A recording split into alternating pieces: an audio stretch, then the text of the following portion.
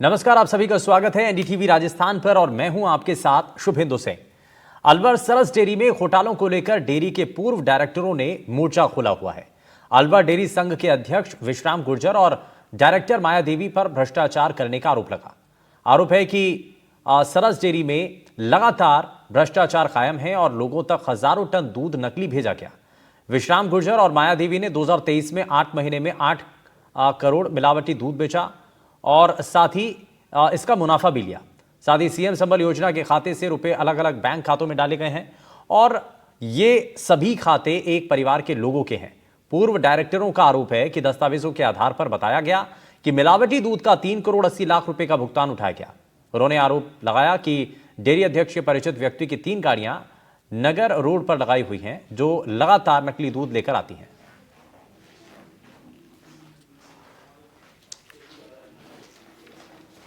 और इस खबर पर ज्यादा जानकारी के साथ हमारे संवाददाता मुदत गौड़ जुड़ चुके हैं। मुदत, सबसे पहले बताइए कि ये जो भ्रष्टाचार का आरोप लग रहा है, ये पूरा मामला क्या है और क्यों ये बार बार भ्रष्टाचार के आरोप लगे हैं?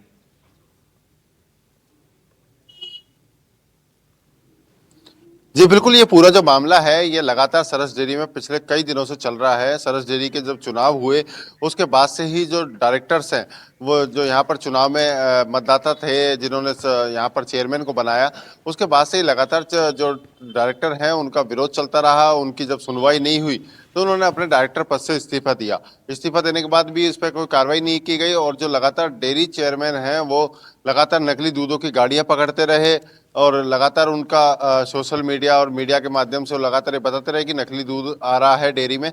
लेकिन जब दस्तावेजों की जब खंगाला गया तो इसमें बहुत बड़ा मामला सामने आया। अभी कुछ ही दिनों पूर्व डेयरी की ओर से वहां पर चिप पकड़ी गई। जो चिप एक बड़ी जो तुलाई चिप थी वो पकड़ी गई, जिसमें भी इनका आरोप है, पूर्व डेयरी डायरेक्टर्स का आरोप है कि इसमें चिप में चेयरमैन के जो निजी सचिव थे वो इंक्लूड थे।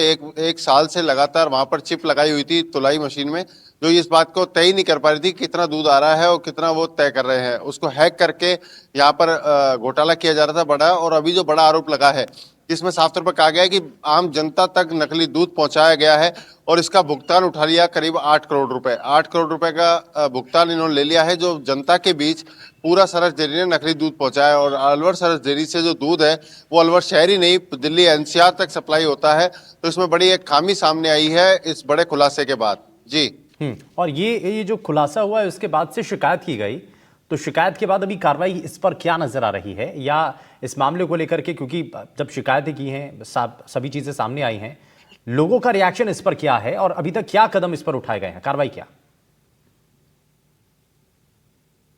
जी बिल्कुल, डेयरी एमडी से जब इस बारे में बात की गई तो उनका साफ तौर पर कहना है कि मेरी ओर से भी पत्र लिख दिया गया है और इस मामले की मैं जांच करा रहा हूँ।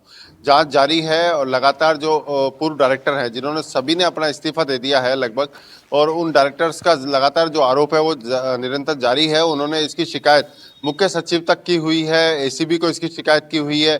जो लगातार घोटाले अलवर सरस डेयरी में चल रहे हैं उनको लेकर के लगातार शिकायत जारी है।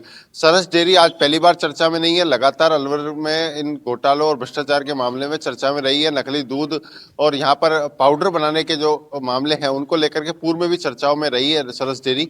इसको लेकर के पूर्व डायरेक्टर्स का जो आरोप है वो कहीं ना कहीं जांच के दायरे का है। इसमें जांच हो तो बहुत बड़ी चीजें सामने आ सकती है। ये साफ उन्होंने किया है कि अगर इसकी ढंग से जांच हो तो कोई बड़े तथ्य सामने आ सकते हैं जो अभी भी शायद उनसे छुपे हुए हैं।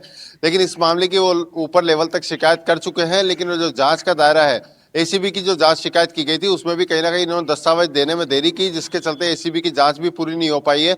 और जो डेयरी एमडी यहाँ पर लगे हुए हैं उनकी ओर से भी लगातार अब शिकायत पर जांच की जा रही है। लेकिन डेयरी चेयरमैन के ऊपर ये सारे आरोप लगाए गए हैं, जो राजनीतिक संरक्षण का आरोप भी उनकी तरफ से लगाया गया है। जी चलिए, तो बहुत शुक्रिया इस पर जानकारी देने के लिए मुदत। और ये पूरा मामला क्योंकि सामने आया था और इसी को लेकर के बहुत सारे आरोप लगे थे और ये कहा जा रहा था कि आखिर इस पर अब एक्शन क्या होगा।